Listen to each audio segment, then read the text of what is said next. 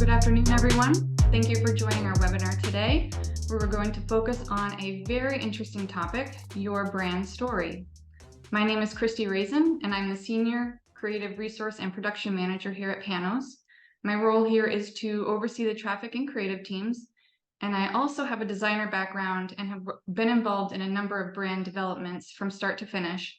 And part of that is working with brand stories, understanding them, and carrying them through the look and feel of the brands themselves.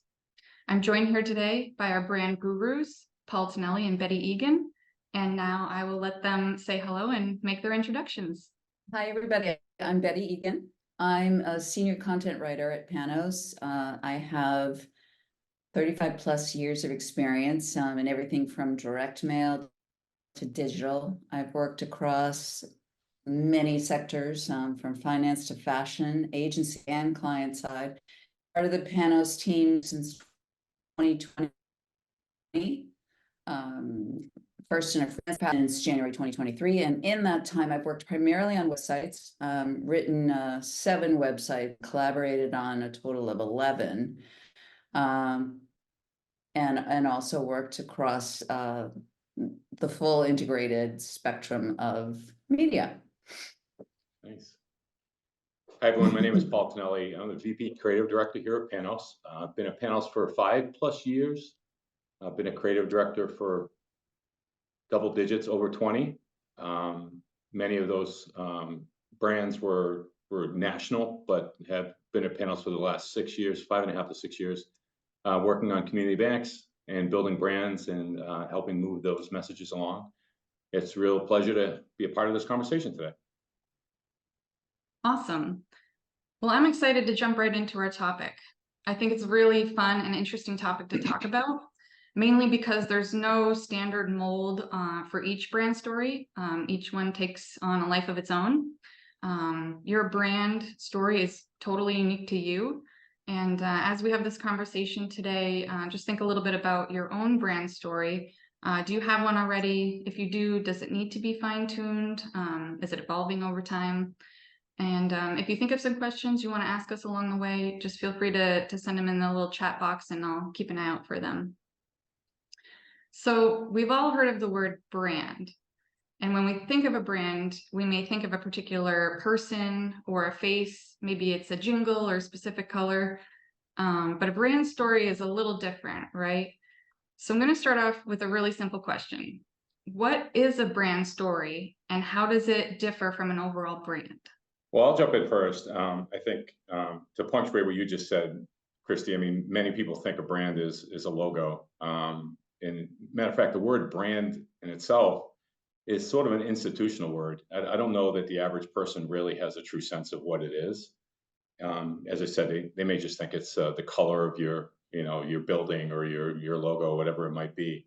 But it really is what's inside the heart and minds, of the consumer, right? It's not just what they see, it's what they feel. It's the experience that they had when they went through your lobby, or they went to your website. They walked away with a feeling, they got a perception, and then they sort of either shared that or they held on to it. Maybe they taught their kids about it and said, okay, we're going to bring you along because this is a great experience that I had with this particular brand. And the brand story, in fact, is something that isn't even a part of the brand, right? It's that feeling. So when you're a financial institution or any brand for that matter, you have this visceral feeling, this thing that you do on a daily basis, and that experience creates an impression. So the story that you tell or the promise that you make is really important because it's a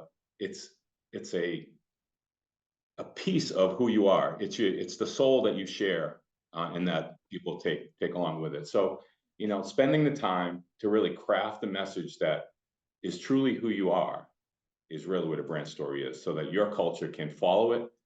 Wake up, go to work every day, and feel good about who they are and what they're, sort of saying to the audience.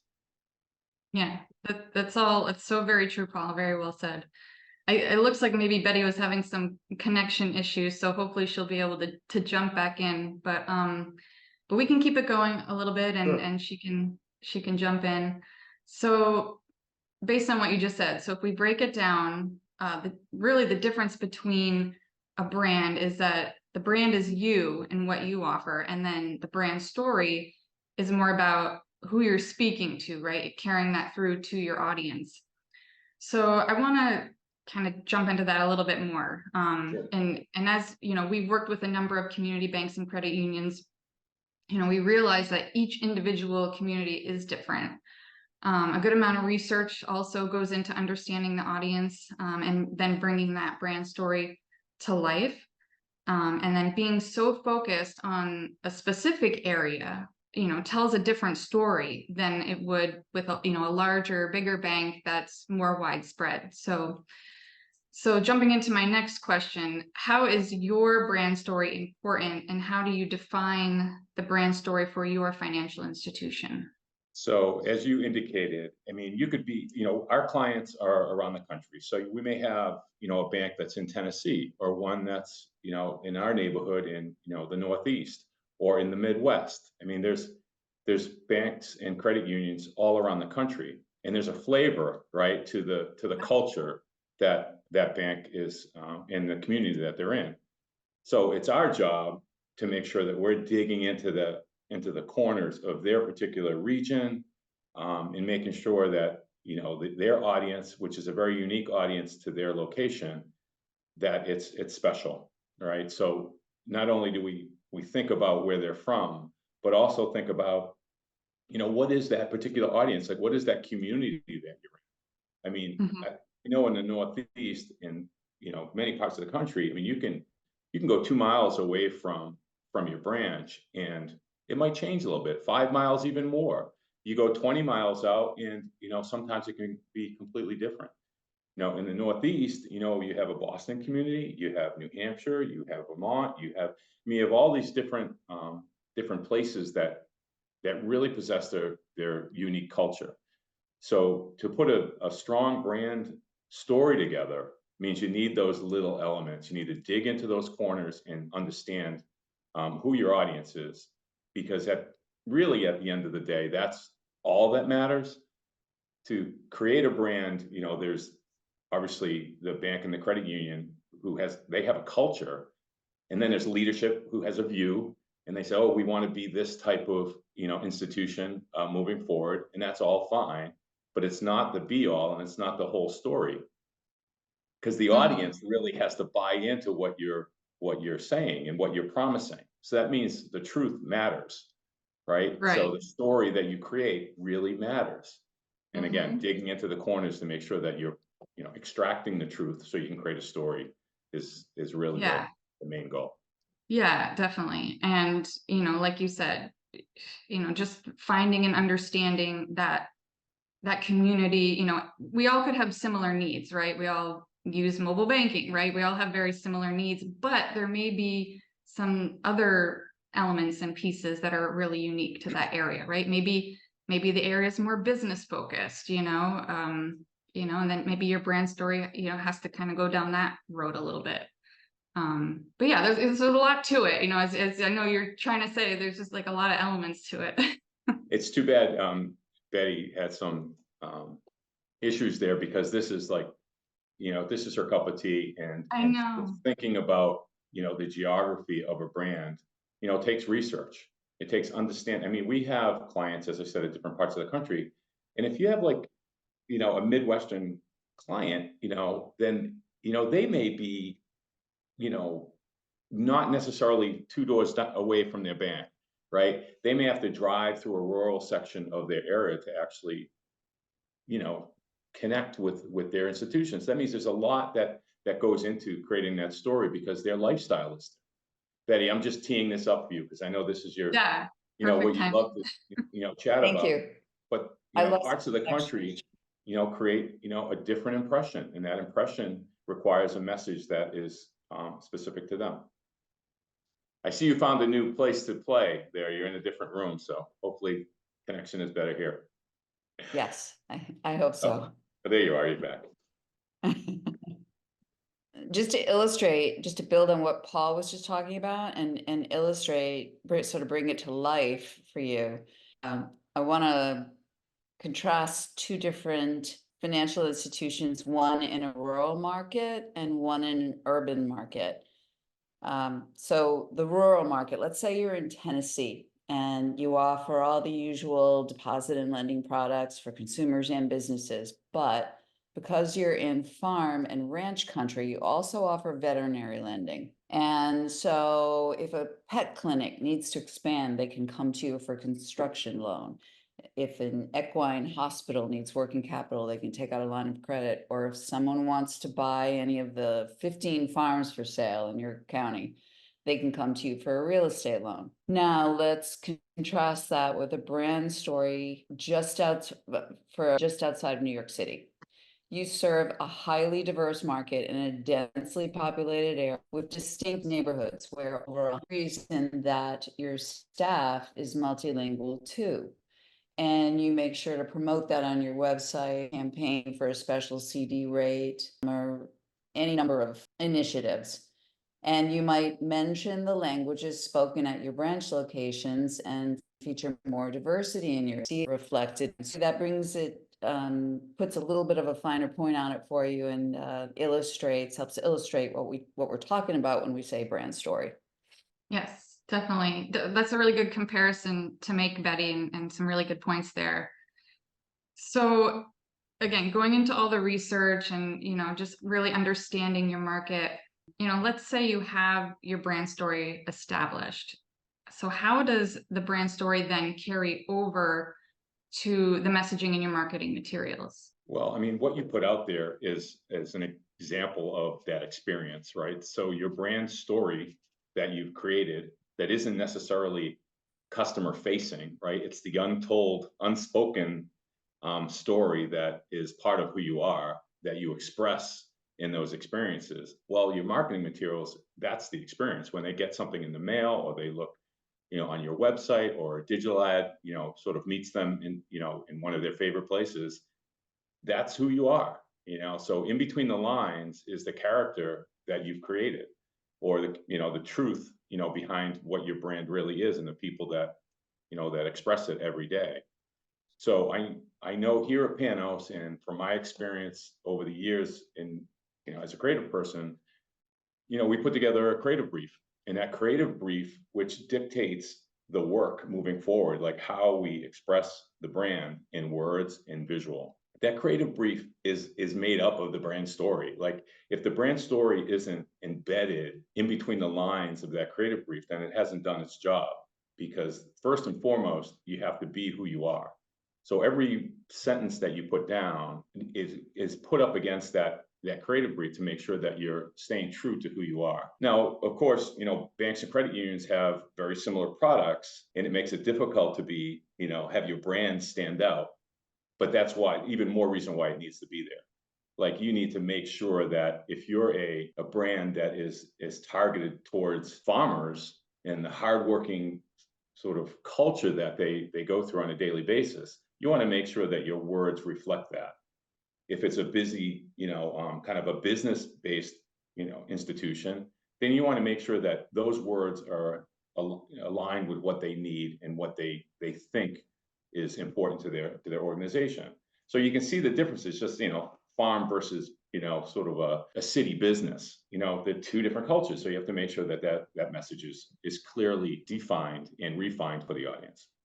Yeah, Anything, exactly. Betty, anything you want to kind of jump on? I think it's an important topic to be talking about the cultural side of your message and how it makes it into your marketing materials. Absolutely.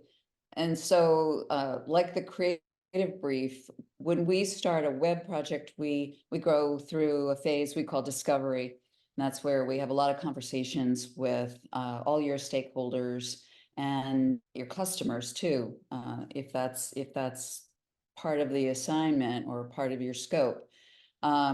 And just to understand what your brand story is, market, and who your customers are, where they work, how many kids they have, where their kids go to school, as much as we can to get a snapshot of your market and your audience, because we need to know who we're talking to. And that process is really valuable for us. It's valuable for you too, because people love stories. So, I mean, I think one of the points is to really speak to your ideal audience, right? To your customer. They have a different size, within different areas, and they have a different sort of vertical that they might be work towards, or what they care about, or what really is meaningful to their business. So that message is really important. And if you're not targeting them and really targeting your message, then you're probably falling short of attracting them or enticing them to listen more about what your story is, but also what you can offer them as a financial institution. I want to add in a little bit too, jumping off of that, then carrying that message through the visuals, right, into the design of the piece, right? So it's all the little steps along the way. You start with the brand story, which carries through the messaging and carries through to the ad itself. So you could have a really nice design with your brand, nice design layout. You've got your colors set up, fonts and everything. Your brand elements, right, and colors and your logo are recognizable with your brand identity. But when you take the essence of the brand story and then carry it through the visuals, that's another way to really hit home with your customers. So just marry the images and the visuals. Maybe it's not even a photo, maybe it's like a graphic. So you can marry that with the message, and then it can be even more powerful. And that really does speak volumes and connecting with your audience. So the words themselves and the messages you want to convey and the imagery, just having that right combination is really going to hit home with the audience. Oh, I just wanted to say No, that's a no, great. no, go ahead. No, I'm sorry to interrupt, but that's a great point, because we go back to the beginning saying that the logo is not your brand or your color is not the brand, but what it is a reminder of the experience. So if you're building a consistent design library, and making sure that when they look at that billboard, or they look at that digital ad, or they go to your website, that okay, that's the company that I sort of saddled up with, right? That's the one I hooked my wagon to, right? And you want to make sure that they're staying true to who they are. And very often, that comes down to, something that you saw. I saw a billboard, and I just remember those colors. That's a reminder of the positive experience that I had, when I called them last week, or when I went into the branch, or when I went to their website and it was easy to navigate. Right. So all those little pieces of the success story is part of the brand story, and visuals are a huge part of that. Yeah, absolutely.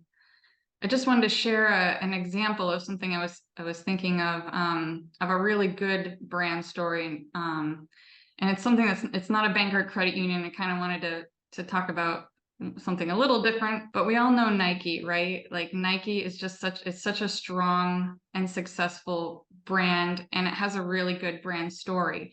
So, and their brand story is about sports, excelling in sports, having an active lifestyle. You may not be an athlete, but you may wear the sneakers, right? They're all about breaking barriers, pushing yourself further. It's all about personal achievement and exceeding your goals. So all that is part of their brand story. And then that carries through to their tagline, right? Just do it. I mean, it's been their tagline forever because it just works, right? And then that even further, in all the ads that you see, they use a lot of the time real people, real athletes, and they tell their personal stories, and that's really what connects with people. Yeah, it's the experience, and that's a perfect example of an audience that's pretty broad, right? I mean, you have non-athletes to world-class athletes that use that product, and obviously Nike is humongous, but the simplicity's there. It's inside the person's soul that says, you know what, I can do that too, or I can do enough, or it's my next step into achievement in my little world. I may not be breaking marathon records, but I get up this morning and I went for a jog, and Nike's story was in my head. That's why I chose their product. So that's an emotional story, because it really expands from the smallest, sort of athlete to the world-class athlete, and, everyone in between. So that's really cool. And I think the power of brand really does do that. We had this conversation the other day in preparation for this webinar about, big brands and community bank brands, or, FIs. and how they differ, and they do. There's no question. Big brands have, the ability to use volume to kind of help their cause. They can be out there in big numbers. So even though they have a brand story and some do it better than others, volume alone can get people in, right? It's, hey, I went, I was on YouTube and I was associated with their brand. Oh, and then I turned on my TV and it was there. And then I looked at a billboard and it was there. So you get consumed with the logo, and that does a lot of work. For a community-sized company, they don't have that. But what they do have is the emotional connection within the community. They have the opportunity to actually, show their personality and have it stick, have it matter and be meaningful to someone. Because once you do something the right way, people tend to look and say, you know what, I got a good deal over there. I met good people, they treated me right, and they did the right things for me and my family or my business or whatever it might be. And that's tough to erase. I know I have people in my life that, businesses that I've dealt with for years, because you know what, they treated me right, and I stay with them. And those are small companies. Big companies don't necessarily have that, that visceral connection. And I think that's an opportunity for community FIs. I think Nike is a great example for another reason too. Athletic shoes are a commodity, but Nike has an ethos and a legacy that's their own, and people identify with your Adidas or whatever you are no different. You have a history, you have a philosophy, and that makes you distinctive. No, legacy is important, and many of the FIs that we associate with and that we do work for, they've been around for a while, 150 years, 80 years, 90 years, 175 years. I mean, they all have a long story to tell, and that is meaningful. Obviously, moving that into 2024 and making it meaningful to a 21-year-old is really what brands try hard to do, right? Because it's all well and good to have 100 years under your belt, but you need them for today. So I think it's a combination of that long and short story coming together to tell a new story that says, hey, we've been around for a long time for good reason, but we're also functioning as a really positive force now for good reason too. And bringing those two ends together creates a really nice story. My train of thought was going towards just thinking overall about, each company probably has a brand story, but it may not be defined, right? It may be like a thing that's out there, but it's not like clearly defined. Let's say you have a brand story already. Maybe it's changing over time, needs are changing, your audience is changing. So how do you know if you should update your brand story? Well, I'll toss in a few. I mean, clearly, if you're been around for a long time, there's a chance, some older banks, they're getting tired, right? Their brand is a little tired, their message is a little old. Maybe they haven't done anything in a while. So that's definitely good reason to start thinking about, how do I speak to a new audience? That's certainly, the obvious. But there's also, new leadership. Maybe new leadership comes in and they say, okay, we want to clean things up. I want to do some things, and I want to look inside who we are more now, so that we can expand our vision out, again, to new audiences or new territories. Maybe there's a new branch opening up in an area that doesn't have any idea who you are. So you may have a brand story in place, but while you're expanding, it makes good sense to really refine it, make sure that you're telling the best story you can. So yeah, and then acquisition. I mean, sometimes banks merge, they do different things, Right. especially now in the smaller community FI landscape. There is a lot of FIs that are merging, or acquiring other smaller banks and doing things to compete and stay relevant. And certainly, if two financial institutions come together, and we've done that recently, it takes digging into two different organizations and understanding, where they overlap and how that is a good thing, not a negative thing, because there are customers and members that are feeling a change. So you have to make sure that you're putting a story in place that makes this big transition a good one. Yeah, great points, Paul. Well, I think we're just about time for today. I think it's been a really great conversation with you two. Thank you, Paul and Betty, for being part of this conversation today and sharing your insights. On behalf of Panos Marketing, I want to thank everyone for attending. This webinar has been recorded and will be uploaded to our website for future reference and easy access. So feel free to reach out to anyone here at the agency if you think of any questions or want to know more. You can connect with us by phone or through our website at panosmarketing.com. Thank you again, and I hope you enjoy the rest of your day.